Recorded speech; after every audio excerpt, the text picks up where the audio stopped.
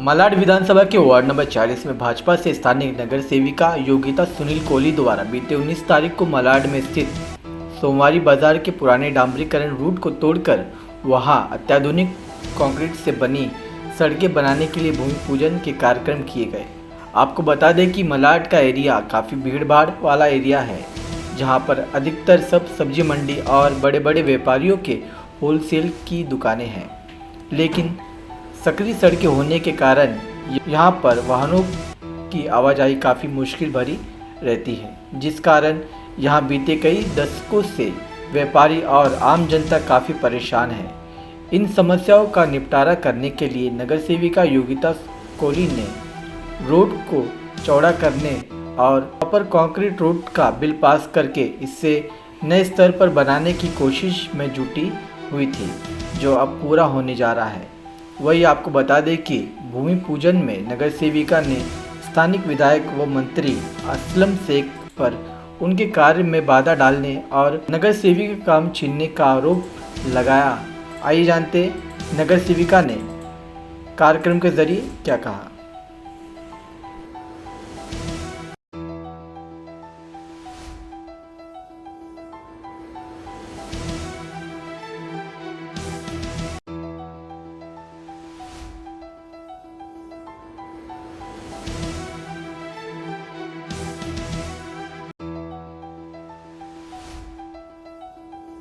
का जो ढाई बाई चाल से रास्ता शिवनेरी बिल्डिंग तक जाता है वो रोड का, और इसके बाद भंडारवाड़ा गाउटन रोड में जो रोड आता है वो रोड का, और ऐसे करीबन 7 से 8 रोड का हमारा काम की शुरुआत हो चुकी है। और महानगर पालिका ने पिछले 2 साल में फंड अलॉट नहीं करने के कारण ये काम को दे दिया। एज अ नगर सेविका आपने काफ़ी इलेक्शन से पहले ये सब काम किए होते हैं मुंबई में? नहीं, ये इलेक्शन से पहले का काम नहीं है। 2017 से जब मुझे चुन के दिया उसी समय से मैंने वही फॉलोअप चालू किया, और कई 22 रोड मेरे विभाग में पास हुए हैं, और ऐसे करके हम लोग आज तक यहाँ तक पहुँचे हैं। और आने वाले समय में भी जो भी विकास का काम है वो हम करेंगे, और जो वचन हमने दिए हैं वो पूरा करने का प्रयास कर रहे हैं। और मैं और एक मीडिया के मार्फत कहना चाहूँगी कि पिछले 8 दिन पहले यहाँ पे मंत्री महोदय आके नारियल फोड़ के गए।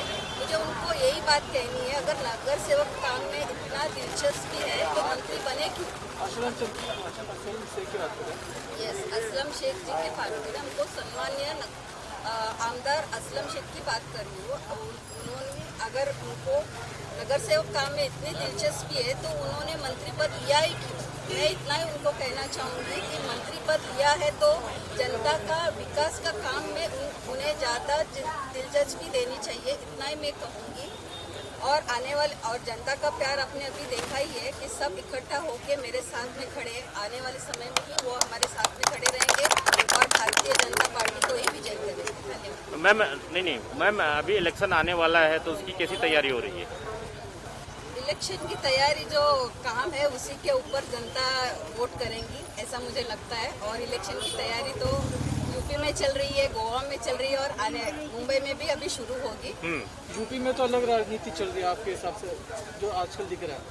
नहीं, ऐसी राजनीति नहीं है। जो विजय है हमारा भारतीय जनता पार्टी का वही होने वाला है। मैम, नाना पटोले के ऊपर में अभी तक FIR नहीं हुई है, उसके बारे में क्या कहेंगे आप? नहीं, उनके ऊपर FIR जरूर होगी, क्योंकि उन्होंने जो शब्द वापरे हैं ये देश के पंत प्रधान हैं, उनके बारे में ऐसा बोलना बहुत गलत है। आप बड़े नेता हो तो आपको समझ आनी चाहिए कि ऐसी बात हम नहीं करना चाहिए। गाली देंगे, मारेंगे, ये ऐसी बात नहीं करनी चाहिए। पूरी भारतीय जनता पार्टी लगी है और उनको आने वाले समय में जल्दी FIR उनके ऊपर होने वाला। नाना पटोले का कहना है कि मैंने मोदी जी को नहीं बोला, मैंने किसी और को बोला। ये झूठी बात, वो उनकी आदत ही है। कांग्रेस की आदत है कि झूठ बयान देने की, और उन्होंने ऐसा मोदी ही नाम का शख्स वहाँ पे कैसे मौजूद था, यह आप बताइए ना मुझे। मोदी का ही नाम लेकर क्यों उन्होंने बताया? दूसरा कोई नेता नहीं था। इसका मतलब ये हुआ कि ये उनके ऊपर आई है तो उन्होंने ये झुठलाने की बात की। अगर यही शब्द अगर बीजेपी के किसी गद्दावर नेता ने उद्धव ठाकरे पे कहा तो उसका क्या परिणाम होता है? नहीं, देखो, भारतीय जनता पार्टी एक सच्ची पार्टी है और उन्होंने कभी अपशब्द किसी को कहे नहीं है और ना ही कहेंगे। क्योंकि मोदी जी के अस्तित्व में हम लोग जी रहे हैं, ऐसा मुझे लगता है। Thank you. सर आपको 4 साल पूरे हो चुके हैं सर, आपने क्या क्या कार्य किए अपने वचन पूर्ति के नाम से? देखिए 2017 से जब से इस विभाग में योगिता कोहली के रूप में नगर सेविका बनी है, इस विभाग का पूरी तरह काया पलट करने का हमने काम किया है। जैसा अभी पूछा गया है कि चुनाव आ रहा है इसके लिए काम कर रहे हैं, बिल्कुल नहीं है। जिस दिन से जीते हैं उस दिन से नगर सेवक बन के काम नहीं कर रहे हैं, लोगों का सेवक बन के काम कर रहे हैं। और आपको मैं गर्व से बताना चाहूँगा कि इस विभाग में पिछले 35 साल में जो काम नहीं हुए वो हमने काम किए। आप जाके एसवी रोड देखिए, एसवी रोड का विस्तार पिछले 35 साल में नहीं हुआ था, वो काम आज हमने करके दिखाया है। आने वाले समय में एक जुगल किशोर बिल्डिंग का जो डिमोलेशन बाकी है वो भी जल्द होगा और पूरा एसवी रोड लोगों के राहत के लिए खुला हो जाएगा। साथ ही साथ आपको कहना चाहूँगा, हर साल एसवी रोड पे पानी भरने की समस्या थी। पूरा मुंबई महानगर पालिका में झगड़ के हमने वो पूरा SWD से वो काम चालू किया है और पूरा आने वाले समय में एसवी रोड में जो बारिश में पानी भरता है वो पूरी समस्या दूर हो जाएगी। और इस तरह हमारे विकास के काम चालू है, आने वाले समय में भी हमारे चालू है। सर आपने बोला असलम से कि यहाँ पे नारियल फोड़ के, उनके बारे में क्या कुछ कहना चाहेंगे सर? देखिए, एक मंत्री को इस तरह लोगों को गुमराह करना और झूठ मूठ आंखें नारियल फोड़ना एक शोभा नहीं देता है।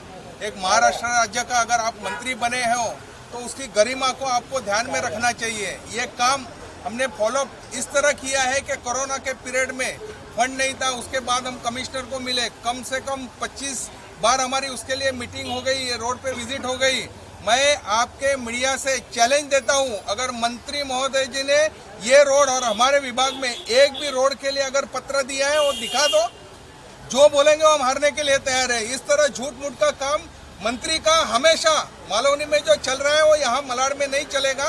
उनको मैं आपके चैनल से चेतावनी देता हूँ, इस तरह आप झूठ मूठ का ये लोगों के सामने जाना बंद करो। एक आपको मौका मिला है महाराष्ट्र की सेवा करने का, महाराष्ट्र के विकास करने का। आपके पास कई अच्छे पोर्टफोलियो है, उससे आप विकास करो।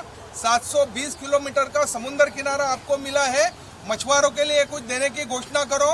मैं उनको आपके टीवी के चैनल में उनकी कड़ी निंदा करता हूं। महाराष्ट्र में पिछले 2 साल में 2 बादल आए, तोफी तूफान आया, उसके बाद एक और तूफान आया, लेकिन मड़ जैसे उनके कॉन्स्टिट्यूंसी के लोगों की, जो मछुआरों लोगों की नाव थी, होड़ी थी, वो पूरी तस्त नहस होने के बाद उनको एक पैसे की मदद नहीं की, बल्कि भारतीय जनता पार्टी के नाते हमने वहाँ अनाज पहुँचाया।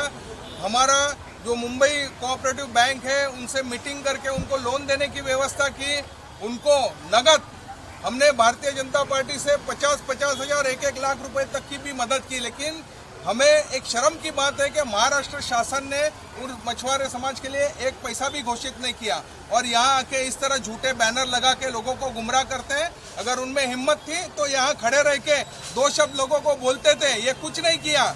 2 मिनट 1 मिनट भी नहीं रुके, नारियल फोड़ के वो निकल गए। इस तरह झूठा बयान आने वाले चुनाव में हम उनको पूरी तरह लोगों के सामने लाएंगे और झूठ मूठ का कैसा काम करते हुए लोगों को बताएंगे। फिर भी अगर अल्लाह ताला भगवान उनको अच्छी बुद्धि दे कि अच्छा काम करो, अच्छा पोर्टफोलियो मिला है, 720 किलोमीटर का समुद्र किनारे में जो मछुआरे रहते हैं उनके सेवा के लिए कुछ काम करो, ऐसे हम भगवान से उनसे प्रार्थना करते हैं उनको बुद्धि मिले। Thank you sir.